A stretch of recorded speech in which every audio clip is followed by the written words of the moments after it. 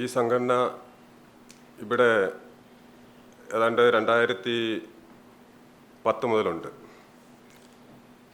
All Kerala gunman association ആയത് ഇപ്പോഴാണ്. നേരത്തെ വേറൊരു സംഘടനയായിട്ട് മുന്നോട്ട് പോവുകയായിരുന്നു. അപ്പോൾ ഇതിനകത്ത് പല പ്രശ്നങ്ങളും വരുന്നുണ്ടായിരുന്നു. ഗൺമാന്മാർക്ക് പല പ്രശ്നങ്ങളും വരുന്നുണ്ടായിരുന്നു. അതിന് ഒരു പരിഹാരം ഉണ്ടാക്കാൻ ആരുമില്ലായിരുന്നു. അപ്പോഴാണ്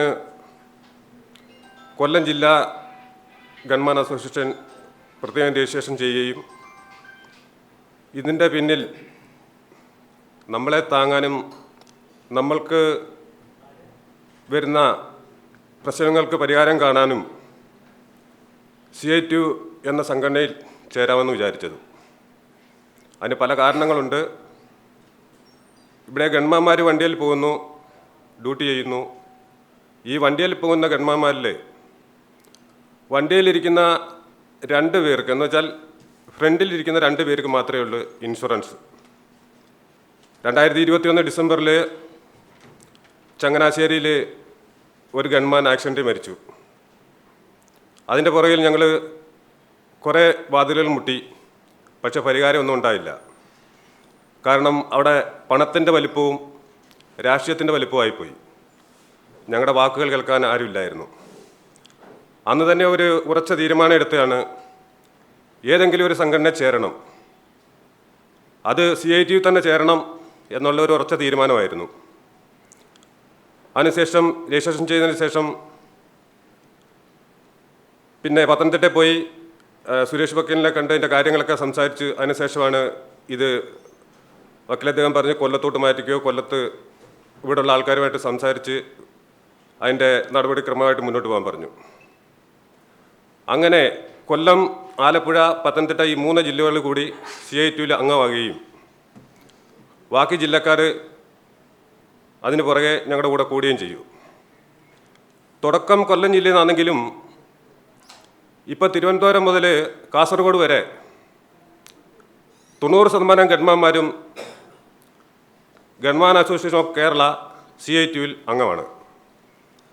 അപ്പം എല്ലാവരുടെയും അഭിപ്രായം നേരത്തെ തൊട്ട് ഇതായിരുന്നു, നമ്മൾക്ക് എന്തെങ്കിലും ആനുകൂല്യങ്ങൾ കിട്ടാനാണെങ്കിലും എന്തെങ്കിലും സഹായങ്ങൾ കിട്ടണമെങ്കിലും അത് CITU ചേരണമെന്ന്. അങ്ങനെ കോർഡിനേറ്ററായ അരിഗോപാലുമായിട്ട് ബന്ധപ്പെട്ടു.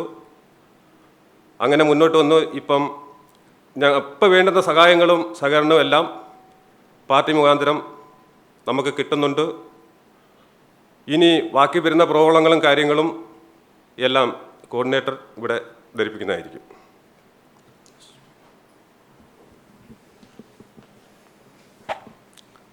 എല്ലാവർക്കും നമസ്കാരം. നമ്മൾ ഈ സംഘടന, ദേവരാജ് സാർ പറഞ്ഞാൽ ഈ സംഘടന ഒരു ചാരിറ്റി സിസ്റ്റത്തിൽ കൂടെ തുടങ്ങിയതാണ്. അങ്ങനെ വന്നപ്പോഴാണ് ഞങ്ങൾക്ക് ഇത് ഒരു ട്രേഡ് യൂണിയൻ്റെ കീഴിൽ അണിനിരന്ന് പ്രവർത്തിക്കണം എന്നുള്ളൊരാഗ്രഹം എല്ലാവരിൽ നിന്നും ഉണ്ടായി. അപ്പോൾ അതനുസരിച്ചാണ് ഞങ്ങൾ CITUവിലേക്ക് അഫിലിയേഷൻ ചെയ്യാൻ തീരുമാനിക്കുകയും അങ്ങനെ എൻ്റെ ജ്യേഷ്ഠനോട് കസിൻ ബ്രദറിനോട് സംസാരിക്കുകയും അദ്ദേഹം മുഖേനയാണ് ഇന്ന് ഈ നിലയിൽ ഇവിടെ എത്താനുള്ള കാരണങ്ങളുണ്ടായത്. പ്രധാനമായിട്ടും ഉള്ള കാര്യങ്ങളെന്ന് വെച്ചാൽ, ഗൺമാന്മാർ എന്ന് പറയുമ്പോൾ എല്ലാവരും വിചാരിക്കും സാധാരണ എന്തോ ഇത്, ആർക്കും ഇതിൻ്റെ ഒരു ക്വാണ്ടിറ്റി എന്ന് വെച്ചാൽ എത്ര എണ്ണം ഉണ്ടെന്ന് പോലും അറിയാത്തതാണ് പലരും. ഈ നമ്മുടെ സമൂഹത്തിൽ ആർക്കും ഗൺമാൻ എന്താണെന്ന് പോലും അറിയത്തില്ല. ഞങ്ങൾക്ക് തോക്കും ലൈസൻസും ഉള്ളവരാണ്. അപ്പം ഞങ്ങൾ ഇപ്പോൾ ബാങ്കിങ് മേഖലയിലും വ്യവസായ മേഖലയിലും വളരെയേറെ ചൂഷണം അനുഭവിച്ച് മുന്നോട്ട് ജോലി ചെയ്തു പോകുന്നവരാണ്. ഒന്നാമത് ഞങ്ങൾക്ക് ഒരു മിനിമം വേജസ് കിട്ടുന്നില്ല. നേരത്തെ പോലെ തന്നെ ഇപ്പം തന്നെ കേന്ദ്ര ഗവൺമെൻറ് 1/10/2024 പ്രഖ്യാപിച്ച മിനിമം വേജസ് പോലും ഒരു കമ്പനികളും തരാൻ തയ്യാറാവുന്നില്ല.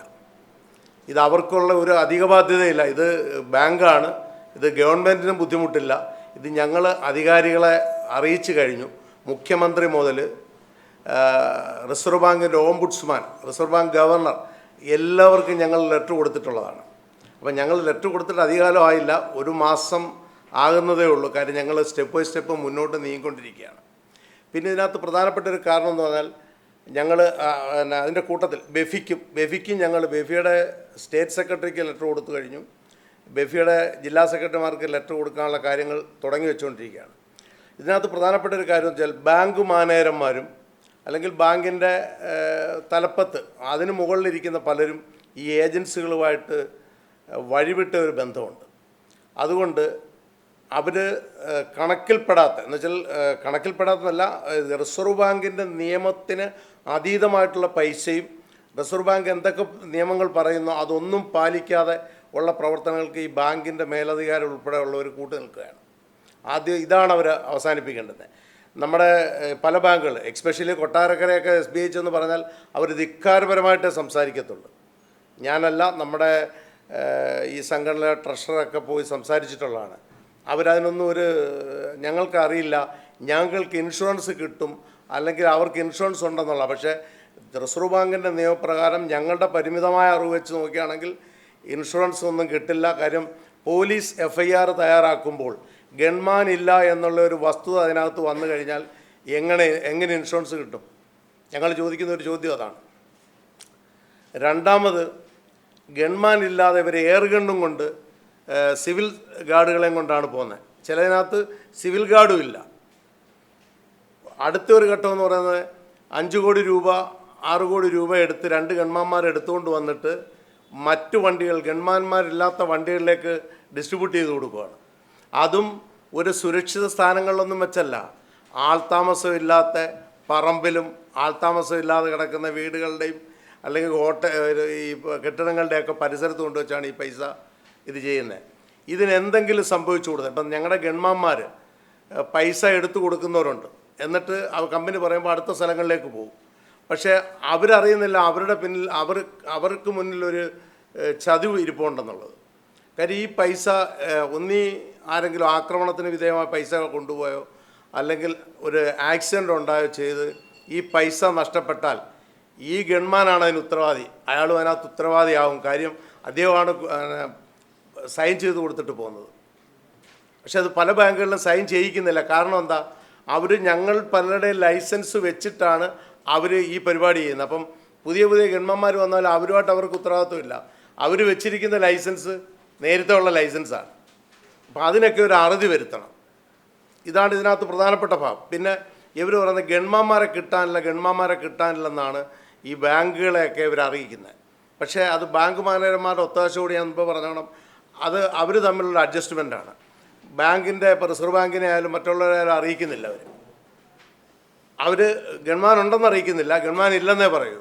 കാര്യം ഇവർക്ക് ഹയറിന് ആളിനെ എടുത്തായിട്ട് 10,000, 2,000, 2,200 രൂപ മേടിച്ചുകൊണ്ട് ഡെയിലി കുറേ ആൾക്കാരെ അവരങ്ങോട്ട് അപ്പോയിൻമെൻറ്റ് ഹയറിന് ചെയ്യുമ്പോൾ അവർക്ക് അത്രയും പൈസ അവർക്ക് കിട്ടുവാണ്. ഇതവർ വീതിച്ചെടുക്കുവാണ്. ഇങ്ങനെയൊക്കെയുള്ള കുറേ പ്രശ്നങ്ങൾ ഇതിൻ്റെ പിന്നിലുണ്ട്. അഥവാ അങ്ങനെ ഉണ്ടെങ്കിൽ, ഇപ്പം ഞങ്ങൾ ഗവൺമെൻറ് ഒരു ഭാഗത്ത് സപ്പോർട്ട് ചെയ്യുകയാണ്, അഥവാ അങ്ങനെ വന്നിട്ടുണ്ടെങ്കിൽ, അങ്ങനെ ഗൺമാൻ ഇല്ലയെന്ന് തോന്നിയാൽ അവർക്ക് സ്റ്റേറ്റ് ഇൻഡസ്ട്രിയൽ സെക്യൂരിറ്റി ഫോഴ്സിൽ നാളെ എടുക്കാം. അത് പോലീസാണ്. അപ്പം ഗവൺമെൻറ് ഞങ്ങൾ ആ ഭാഗത്ത് സപ്പോർട്ട് ചെയ്യും. കാര്യം ഗൺമാന്മാർക്ക് കിട്ടാനുള്ള മിനിമം വേജസ് പോലും തരാതെ, അതുമാത്രമല്ല ശമ്പളം ചില കമ്പനികൾ 18,000 പോലും കൊടുക്കുന്നില്ല, അതിനകത്ത് ബോണസ് തുകയും കൂടെ കൂട്ടിയാണ് ഇവർ ചേർത്ത് ശമ്പളം വലുതാക്കി കാണിക്കുന്നത്. അതുമാത്രമല്ല 26 ദിവസമാണ് അസംഘടിത മേഖലയിലെ തൊഴിലാളികൾക്ക് ജോലി പറഞ്ഞിരിക്കുന്നത്. 26 ദിവസമാണ്. ഇത് ഒരു മാസം 31 വന്നാൽ 27 ദിവസം നമ്മൾ ജോലി ചെയ്യണം. ആ ഒരു ദിവസത്തെ സാലറി നമുക്ക് തരത്തില്ല. പിന്നെ അതുകൂടാതെ പല കമ്പനികളും അവർ ജോലി ചെയ്യുന്ന, അതായത് അവധി ദിവസങ്ങൾ അതിനകത്ത് വന്നാൽ, ഗവൺമെൻറ് ഹോളിഡേ വന്നാൽ അതവർ കട്ട് ചെയ്യുകയാണ് ആ ശമ്പളത്തിൽ നിന്ന്, ആ ദിവസത്തെയും കൂടെ. അപ്പോൾ ഇതൊക്കെ ശരിക്കും ഒരു അനീതിയല്ലേ? ഇതിനെതിരെ പ്രതികരിച്ച് ഇതിനൊരു പരിഹാരം കാണണമെന്നാണ് ഞങ്ങൾ ഗവൺമെൻറ്റിനോട് ആവശ്യപ്പെട്ടുകൊണ്ടിരിക്കുന്നത്. ഇപ്പം വേറൊരു പരിപാടി, ഈ ഗൺമാന്മാരില്ലാന്ന് കാണിച്ചിട്ട് അവർ എയർ ഗൺ വെച്ച് ഡ്യൂട്ടി ചെയ്യാൻ അനുവദിക്കണമെന്ന് പറഞ്ഞ് DGPക്കൊക്കെ ലെറ്റർ കൊടുത്തായിട്ട് നമ്മൾക്ക് അറിവ് കിട്ടിയിട്ടുണ്ട്. അത് അങ്ങനെ ഉണ്ടെങ്കിൽ പബ്ലിക് തന്നെ അറിയത് പരസ്യമായിട്ട് ഈ എയർ ഗണ്ണ് എന്തോ പവറുണ്ട്. അപ്പം ഏറ്റവും കൂടുതൽ പ്രശ്നങ്ങൾ വീണ്ടും ഉണ്ടാകും. ഒന്നാമതെ ATM ആക്രമണം ഉണ്ടാകുന്നുണ്ട്, വാഹനങ്ങൾ ആക്രമണം ഉണ്ടാകുന്നു, വാഹനങ്ങളിൽ നിന്ന് മോഷണം പോകുന്നുണ്ട് കാശുകൾ. അപ്പോൾ ഇതിനൊക്കെ ആര് സമാധാനം പറയും? അപ്പോൾ അത് കൂടാതെ ഈ ഒരു ഇൻഷുറൻസ് നമുക്ക് ഈ പിന്നെ ഇപ്പം 5 കോടി രൂപ നഷ്ടപ്പെട്ടു, അതിൻ്റെ ഇൻഷുറൻസ് ഗവൺമെൻറ് ഇല്ലയെന്നും പറഞ്ഞ് പോലീസ് എഫ്ഐആറിൽ വന്നു കഴിയുമ്പോൾ അവർക്ക് ഇൻഷുറൻസ് കിട്ടത്തില്ല. അത് വീണ്ടും പൊതുജനത്തിൻ്റെ ചുമലിൽ ഈ കാശെല്ലാം കൂടെ വന്ന് കയറുന്നത്. ഏതൊരു തരത്തിലായാലും ഇപ്പം നമ്മൾ കര കൊടുക്കുന്നതായാലും ഏത് തരത്തിലായാലും ഈ ബാധ്യത കൂടെ നമ്മളാണ് ഏറ്റെടുക്കുന്നത്. അപ്പം ഇതിനൊക്കെ ഒരു അറുതി വരുത്തണം. ഇതൊക്കെയാണ് ഞങ്ങളുടെ മുന്നോട്ടുള്ള കാര്യം. പിന്നെ ഒരു കാര്യം, നമ്മുടെ ഇപ്പോഴത്തെ സാഹചര്യത്തിൽ ഗവൺമെൻറ് ആശുപത്രികളിലൊക്കെ വർദ്ധിച്ചു വരുന്ന ആക്രമണ സ്വഭാവമുണ്ട് ഡോക്ടർമാരോടും ജീവനക്കാരോടും. അപ്പം ആ കാര്യങ്ങളിൽ അവിടെ സിവിൽ ഗാർഡിനൊപ്പം ഒരു ഗൺമാൻ അറ്റ്ലീസ്റ്റ് രണ്ട് ഡ്യൂട്ടി സമയത്ത് രാത്രി 2 ഡ്യൂട്ടി എന്തായാലും വരും. 24 മണിക്കൂറിൽ 3 ഡ്യൂട്ടിയായിട്ട് ഡിവൈഡ് ചെയ്യുമ്പോൾ 2 ഡ്യൂട്ടി വരും. അതിനകത്ത് ഓരോ ഗൺമാനെ വെച്ചാൽ അവിടുത്തെ ആക്രമണ സ്വഭാവത്തിൻ്റെ ശതമാനം ഒരു 10ൽ താഴെ നിൽക്കും. കാര്യം ആയുധം കണ്ടാൽ ഭയക്കാത്തവരാരുമില്ല. ഇത് കളിത്തോക്കല്ല. അപ്പം അതും ഞങ്ങൾ ഗവൺമെൻറ് ശ്രദ്ധയിൽപ്പെടുത്താൻ ആഗ്രഹിക്കുകയാണ്. അപ്പം ഈ പത്രസമ്മേളനം ഞങ്ങൾ ഇപ്പം നടത്താനല്ലായിരുന്നു ഉദ്ദേശിച്ചത്, കുറച്ചുകൂടെ കഴിഞ്ഞ് നടത്താനായിരുന്നു ഉദ്ദേശിച്ചത്. പക്ഷേ ഈ കഴിഞ്ഞ 2 ദിവസത്തിന് മുമ്പ് കൊല്ലം, നിങ്ങൾക്കെല്ലാം അറിയാം, കൊല്ലം റെയിൽവേ സ്റ്റേഷൻ്റെ മുന്നിൽ ഒരു വാഹനത്തിന് തീ പിടിച്ചപ്പോൾ അതിനകത്ത് 2.5 കോടി രൂപയും 5 മനുഷ്യജീവനുകളും ഉണ്ടായിരുന്നു. ഈ മനുഷ്യജീവനുകൾ ആരുത്തരവാദിത്വം പറയും? ക്യാഷ് പോട്ടെ, ഫയറിംഗ് എക്സ്റ്റിംഗ്വിഷർ പോലും ഡേറ്റ് എക്സ്പയർ ആയതായിരിക്കുന്നത്, ആരും ചെക്ക് ചെയ്യുന്നില്ല. റിസർവ് ബാങ്കിൻ്റെ നിയമപ്രകാരം ഓരോ വാഹനങ്ങളുടെയും സിസ്റ്റം പ്രത്യേകം എടുത്തു പറയുന്നുണ്ട്. ട്യൂബ്ലെസ് ടയർ വേണം, CCTV വേണം, ട്രൈ പൗഡർ വേണം. ഈ ഗൺമാൻ എന്ന് പറയുന്ന ആൾക്കാർ കൂടുതലും സൈനികരാണ്. ഞാൻ ഇപ്പം അല്ലാത്തവരും ഉണ്ട് ഇതിൽ. എങ്കിലും ഈ ഫയർ ഫൈറ്റിംഗ് എന്താണെന്ന് ഈ സൈനികരാകുമ്പോൾ അവർക്ക് ഏറ്റവും കൂടുതൽ കാര്യങ്ങൾ അറിയാം. അപ്പം ഞങ്ങളുടെ 2 ഗൺമാന്മാരുണ്ടായിരുന്നു. അവർ പൈസ വലിച്ച് പുറത്തിട്ടിട്ട് അഗ്നിശമന സേനയെ വിളിച്ചു. അവർ വന്നാണ് ആ തീ അണച്ചത്. ഇത് ഒന്നാമത് അടച്ചുപൂട്ടിയ വാഹനങ്ങളാണ്. ചിലതിൻ്റെ ലോക്ക് മാത്രം വർക്ക് ചെയ്യും. ഈ സെപ്പറേറ്റ് മാനുവൽ ലോക്ക് ഉണ്ടാക്കി വെച്ചിട്ടുണ്ട് ഇവർ. അത് ചില സമയത്ത് തുറക്കാതെ വന്നു കഴിഞ്ഞാൽ ഈ 5 പേരും അതിനകത്തിരുന്ന് കത്തും. വണ്ടിക്ക് സ്പെഷ്യൽ ഇൻഷുറൻസ് ഒന്നുമില്ല. സാധാരണ വാഹനത്തിൻ്റെ ഇൻഷുറൻസ് അല്ലാതെ വേറെ ഒന്നുമില്ല. ഇപ്പോൾ ഒരിടത്തൊരു ആക്സിഡൻറ്റ് നടന്നതിനെക്കുറിച്ച് ഞങ്ങൾ അന്വേഷിച്ചുകൊണ്ടിരിക്കുകയാണ്. അതിന് ഇൻഷുറൻസ് ഉണ്ടോ, വാഹനത്തിന് ഡീറ്റെയിൽ SRTP എന്ന കമ്പനിയുടെ പേര്, അതിൻ്റെ കാര്യങ്ങൾ ഞങ്ങൾ അന്വേഷിച്ചുകൊണ്ടിരിക്കുക. അത് അറിഞ്ഞിട്ട് ബാക്കി കാര്യങ്ങളിലോട്ട് മുന്നോട്ട് നീങ്ങാമെന്ന് വിചാരിക്കുന്നു. കാര്യം ഇപ്പം ഗൺമാന്മാർ ഏതാണ്ട് 90% ഞങ്ങളുടെ കൂടെ വന്നു കഴിഞ്ഞു. ബാക്കിയുള്ളവർക്ക് ഇപ്പോഴും ഒരു സംശയമാണ് ഇതെങ്ങനെയാണ്, എന്താകും എന്നുള്ളത്. അപ്പം ഞങ്ങൾ അടിയുറച്ച ഒരു സംഘടനയുടെ കീഴിൽ, അതും ഇന്ത്യയിലെ ഏറ്റവും പ്രബലമായ ഒരു സംഘടനയുടെ കീഴിലാണ് ഞങ്ങൾ അണിനിരന്നിരിക്കുന്നത്. ഞങ്ങൾക്കെല്ലാം അഭിമാനമുണ്ട്. ഇതൊക്കെയാണ് ഞങ്ങളുടെ കാര്യങ്ങൾ. അപ്പോൾ റിസർവ് ബാങ്കിൻ്റെ നിയമപ്രകാരമുള്ള കാര്യങ്ങൾ മുന്നോട്ട് നടത്തി ഇവർ കൊണ്ടുപോകണം. അത് ബാങ്ക് മാനേജറുകാരുടെ നിസ്സഹകരണ രീതി അതും മാറ്റണം. അപ്പം ഞങ്ങളെല്ലാ ജില്ലാ ബെഫിയുടെ അസോസിയേഷൻ എല്ലാ ജില്ലാ സെക്രട്ടറിമാർക്ക് കത്ത് കൊടുക്കാൻ തീരുമാനിച്ചിരിക്കുകയാണ്. അതുപോലെ എല്ലാ CITU ജില്ലാ ഘടകങ്ങൾക്കും കത്ത് കൊടുക്കാൻ തീരുമാനിച്ചിരിക്കുകയാണ്. ഞങ്ങൾക്ക് പല സപ്പോർട്ടും വേണ്ടതായിട്ട് വരും. അപ്പം ഇതൊക്കെയാണ് പ്രധാനമായിട്ടും പറയാനുള്ളത്. ബാക്കിയുള്ളവർ സംസാരിക്കട്ടെ.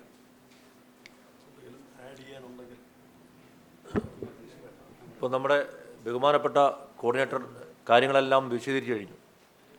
പ്രധാനപ്പെട്ടതെന്ന് പറഞ്ഞാൽ ഇന്ന് കേരളത്തിലെ സൈനികരിൽ നിന്നും അല്ലാതെ വിരമിച്ചു വന്ന നമ്മളെ വേറെ ഒരു പെൻഷൻ കൊണ്ട് മാത്രം ഒരു കുടുംബം പുലർത്താൻ ഒക്കത്തില്ലെന്നും പറഞ്ഞാണ് ഞങ്ങൾ ആയുധമായിട്ട് എത്തിയതും. ഇന്ന് ഈ ഗവൺമെൻറ് ഒരു സംരക്ഷണം, ഈ ആയുധമില്ലാതെ ഈ ക്യാഷ് കൊണ്ടുപോയി അതിൻ്റെ പ്രവർത്തനത്തിനും വിരമിടാൻ വേണ്ടിയാണ് ഈ ഗവൺമാനായ ഈ എക്സ്-മിലിറ്ററി ആയാലും അല്ലാതെ സിവിൽ ഗാർഡിനെ ആയാലും അവർ നിയമിക്കുകയും അതിൽ ചെയ്തത്. ഇന്ന് വെറും തുച്ഛമായ ഒരു ശമ്പളം, ഒരു മാസം 22 താഴെയുള്ള ശമ്പളമാണ് ഈ ഏജൻസികളെ ഞങ്ങൾക്ക് തരുന്നത്. രണ്ടെന്ന് പറഞ്ഞാൽ ബാങ്ക് ഇതിനകത്ത് നിന്നും 10, 50, 60,000 രൂപയാണ് ഒരു ഗവൺമാന് ഒരു ഏജൻസി ഒരു കമ്പനി കൈപ്പറ്റുന്നത്. ഞങ്ങൾക്ക് തുച്ഛമായ പൈസ തന്നുകൊണ്ട് ഇടനിലക്കാരായ ഏജൻസികളാണ് ഇത് മൊത്തവും കൊള്ളയടിച്ച് മാറ്റുന്നത്. ഞങ്ങൾക്ക് ചോദിക്കാനും പറയാനും ആരുമില്ലെന്നൊരു തോന്നലും ഇവർക്കുണ്ടായി. അങ്ങനെയാണ് ഞങ്ങൾ ഒരു അസോസിയേഷൻ രൂപീകരിക്കുകയും അതുകൊണ്ട് ചർച്ച ചെയ്തപ്പോൾ അതുകൊണ്ട് മുന്നോട്ട് പോകാൻ ഒക്കാതെ വന്നപ്പോൾ ഞങ്ങൾ CITU സംഘടനയായിട്ട് ബന്ധപ്പെടുകയും ഞങ്ങളുടെ ബഹുമാനപ്പെട്ട CITUവിൻ്റെ സംസ്ഥാന നേതാക്കളും ജില്ലാ തലത്തിലുള്ള നേതാക്കളോട് ബന്ധപ്പെട്ട് സംസാരിച്ചപ്പോൾ ഞങ്ങൾ ആ സംഘടനയിലേക്ക് ലയിക്കുകയും അങ്ങനെ ഞങ്ങൾ ആ സംഘടന ഞങ്ങൾക്ക് ഉറപ്പ് തന്നിരിക്കുകയാണ്. നിങ്ങൾ എന്ത് പ്രോബ്ലങ്ങളും എന്ത് കാരണങ്ങളുണ്ടായാലും നിങ്ങളെ സംരക്ഷിക്കാമെന്നും നിങ്ങൾ സന്തോഷമായിട്ടും നിങ്ങൾ സ്ട്രോങ് ആയിട്ടും മുന്നോട്ട് പോകാനും ഞങ്ങളോട് ആവശ്യപ്പെട്ടു. അതുമാത്രമാണ് ഞങ്ങൾ ഇന്ന് ഈ ബഹുമാനപ്പെട്ട എല്ലാവരും വിളിച്ചുകൂടി പത്രസമ്മേളനം നടത്തുവാൻ ഞങ്ങളുടെ ബഹുമാനപ്പെട്ട CITU യൂണിയൻ്റെ പ്രതിനിധികൾ ഞങ്ങളോട് പറഞ്ഞതും ഞങ്ങളിത് ചെയ്യാൻ തീരുമാനിച്ചതും.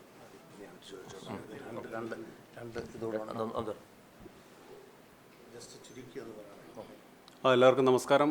നമ്മൾ പറഞ്ഞ കാര്യങ്ങളെല്ലാം നിങ്ങൾക്കെല്ലാം ഏറെക്കുറെയൊക്കെ മനസ്സിലായെന്ന് വിശ്വസിക്കുന്നു. അതുപോലെ തന്നെ ഈ ഏജൻസികളിൽ വർക്ക് ചെയ്യുന്ന എല്ലാവർക്കും ശമ്പളം ഇന്ന ദിവസം കൊടുക്കണമെന്നുണ്ട്. പക്ഷേ ആ ശമ്പളം കിട്ടുന്നത് ഇപ്പം എന്നെ സംബന്ധിച്ചിടത്തോളം പറയുകയാണെങ്കിൽ ആലപ്പുഴയില്ലെന്നാണ് ഞാൻ വരുന്നത്. അവിടെയാണെങ്കിൽ ഒരു മാസം കഴിഞ്ഞ മാസം ജോലി ചെയ്താൽ ഈ മാസം 25-ാം തീയതി വരെ ആയാലും പൈസ തരത്തില്ല. ചോദിച്ചു കഴിഞ്ഞ് അവരോട് സംസാരിക്കുമ്പോൾ അവർ പറയുന്നു നിങ്ങൾ ശരിയല്ല, നിങ്ങൾ മാറിക്കും. അങ്ങനെ ഞാൻ ആ ഏജൻസി വരെയും വിട്ട അതിൻ്റെ കൂട്ടത്തിലുള്ള എൻ്റെ ആൾക്കാർ ഇവിടെ ഇരിപ്പുണ്ട്. അവർക്ക് ഒരു മാസം ജോലി ചെയ്താൽ അടുത്ത മാസം 25-ാം തീയതി ആയാൽ പോലും സ്ട്രൈക്ക് ചെയ്യേണ്ട ഗതികേട് വരുവാണ്. നമ്മളന്നേരം അതിൽ നിന്നും ചൂഷണമാണ്. അവരതിൽ നിന്നെന്തോ ചെയ്യുന്നത് നമുക്കറിയാൻ പറ്റത്തില്ല. അപ്പോൾ അവരോട് ചോദിക്കുമ്പോൾ അവർ പറയുന്നത് ഇത്രയേ ഉള്ളൂ, ഞങ്ങൾ സബ് ഏജൻസിയാണ്, ഞങ്ങൾക്ക് മെയിൻ ഏജൻസി പൈസ തന്നിട്ടില്ല. അപ്പോൾ ഈ ചൂഷണത്തിൽ നിന്ന് ഞങ്ങളെ ഒഴിവാക്കി തരണമെന്ന് പാർട്ടി, ഞങ്ങളതുകൊണ്ടാണ് ഈ സംഘടനയിലോട്ട് ചേർന്നതിൻ്റെ ഉദ്ദേശം തന്നെ അതുകൊണ്ട് തന്നെയാണ്. നേരത്തെ ഒരു സംഘടന ഞങ്ങൾക്കില്ലായിരുന്നു. ആ സംഘടന ഞങ്ങളെ സംബന്ധിച്ചിടത്തോളം വളരെ മോശമായ രീതിയിലാണ് ഞങ്ങൾ ചെയ്തുകൊണ്ടിരുന്ന കാര്യങ്ങളല്ല. ഇപ്പം ഈ സംഘടന വന്നതോടുകൂടി ഞങ്ങൾക്ക് ഇതിനുള്ളൊരു ധൈര്യം മുന്നോട്ട് വന്നിരിക്കുകയാണ്. ഞങ്ങളുടെ എന്ത് കാര്യങ്ങളും ഈ യൂണിയൻ വഴി CITU വഴി സാധിച്ചു തരുമെന്ന് ആത്മാർത്ഥമായിട്ട് വിശ്വസിക്കുന്നു. നമസ്കാരം.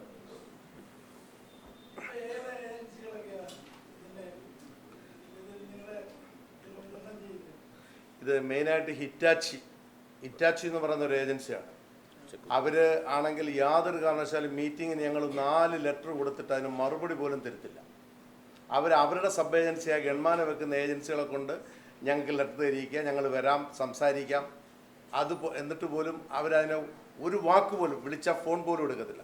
പിന്നെ സെക്യൂർ വാല്യൂ എന്ന കമ്പനി അത് ഏതാണ്ട് ഒരുവിധം താഴോട്ട് പോയിക്കൊണ്ടിരിക്കുകയാണ് അവസ്ഥ. നല്ല രീതിയിൽ നിന്ന ഒരു കമ്പനിയാണ്. അപ്പം അതിൻ്റെയും ഏജൻസി ഗൺമാന്മാർ വെക്കുന്ന ഏജൻസി SSV എന്ന് പറയുന്ന ഏജൻസിയാണ്. അതിൻ്റെ ഒരു പസാർ ലൈസൻസ് ഒക്കെ നേടുന്നതിനൊക്കെ, അത് പറഞ്ഞില്ല, പസാർ ലൈസൻസ് ഒക്കെ നേടുന്നതിനൊക്കെ കുറേ കൃത്രിമ മാർഗത്തിൽ കൂടെ അവർ നേടുന്നത്. അപ്പം അതിനെക്കുറിച്ച് ഞാൻ വിശദമായിട്ട് പറയാം.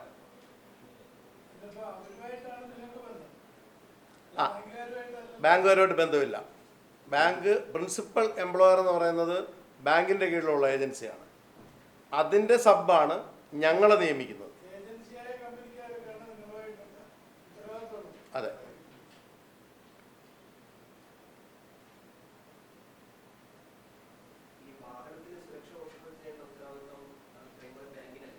ബാങ്കിന്റെ നിയന്ത്രണത്തിൽ ബാങ്ക് അത് പരിശോധിക്കണമെന്നാണ് റിസർവ് ബാങ്ക് പറയുന്നത്. ആരും പരിശോധനയില്ല. കാര്യം നിങ്ങൾക്ക് കാണാം, ഒരു വണ്ടിക്കകത്ത് ഇരിക്കാൻ പോലും, അതിനകത്ത് ഞാൻ ആ ലെറ്ററിനകത്ത് തന്നെ നിങ്ങൾക്ക് തന്ന വിശദീകരണക്കുറിപ്പിനകത്തുണ്ട്, ഒരു സീറ്റ് പോലും ഇരിക്കാൻ കൊള്ളത്തില്ല. ട്യൂബ്ലെസ് ടയർ വേണമെന്നാണ്. വെടിയേറ്റാൽ ആ ടയർ വണ്ടി കുറച്ച് ഓടി നിൽക്കണം ഒരു സേഫ് പ്ലേസിലേക്ക്. ആ സേഫ് പ്ലേസിൽ പോകാനുള്ള അതുപോലില്ല. അതുപോലും കട്ട തേഞ്ഞ് എത്ര പ്രാവശ്യം MPD പിടിച്ചിട്ടുണ്ട്. എൻ്റെ കമ്പനിയിലൊക്കെ ഞാനാണ് പിന്നെ ഞങ്ങൾക്കൂടെ വീട്ടിൽ പോകേണ്ടതുകൊണ്ട് അവരോട് സംസാരിച്ചിട്ട് അത് ചില ബന്ധങ്ങളുടെ പുറത്തങ്ങ് രക്ഷപ്പെട്ടു പോകുന്നത്. ബുള്ളറ്റ് പ്രൂഫ് ആയിരിക്കണമെന്നുകൊണ്ട് അതിന് പ്രത്യേക ഗ്രില്ല്, CCTV, സ്മോക്ക് ഡിറ്റക്ടർ ഇതൊക്കെ വേണമെന്നാണ് പറയുന്നത്. ഇതൊന്നും ഒരു വണ്ടിയിൽ നിങ്ങൾക്ക് പരിശോധിക്കാം. ഈ ഫയർ എക്സ്റ്റിംഗ്വിഷർ പോലും ഡേറ്റ് എക്സ്പയർ വർഷാവർഷം ചെക്ക് ചെയ്ത് അത് വേണമെങ്കിൽ റീപ്ലേസ് ചെയ്യണമെന്നാണ്. അതുപോലും അവർക്കറിയാം, ചെയ്യില്ല. ഈ ക്യാഷുകളെല്ലാം അവർക്ക് കിട്ടുന്നുമുണ്ട്. പിന്നെ സാറേ, ബാങ്കുകാരുടെ ഉദ്ദേശം എന്ന് പറഞ്ഞാൽ നമ്മൾ ക്യാഷ് എടുക്കാൻ ചെന്ന് കഴിഞ്ഞാൽ, കസ്റ്റോഡിയൻ പൈസ എടുക്കാൻ ചെന്ന് കഴിഞ്ഞാൽ ഒപ്പിടുന്നതിന് മുമ്പ് 1 കോടി രൂപയ്ക്ക് മേലോട്ടുണ്ടെങ്കിൽ 2 ഗൺമാനെ അവിടെ പ്രസൻ്റ് ആക്കി അവിടെ രജിസ്റ്ററിനകത്ത് ഒപ്പിട്ട് വേണം പൈസ കൊടുക്കാൻ. ഈ ബാങ്കുകാർ ചോദിക്കില്ല, അവർക്ക് എങ്ങനെയും ക്യാഷ് വേണം, എത്ര കോടി രൂപ, ഇത്ര കോടി രൂപ, അത്രയും പൈസ എടുത്തു കൊടുക്കുന്നു. അവർ പെട്ടിക്ക് എടുത്തു വണ്ടി കൊണ്ടുപോകുന്നു. ഗൺമാൻ ഉണ്ടോ ഒന്നും ചോദിക്കത്തില്ല.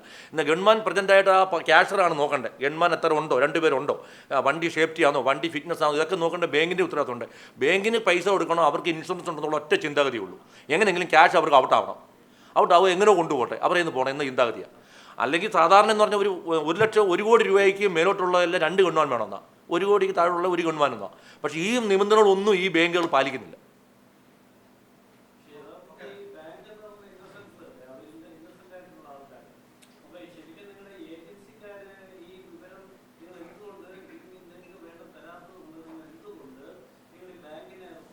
ബാങ്ക് റിപ്പോർട്ട് ചെയ്തിട്ടുണ്ട്.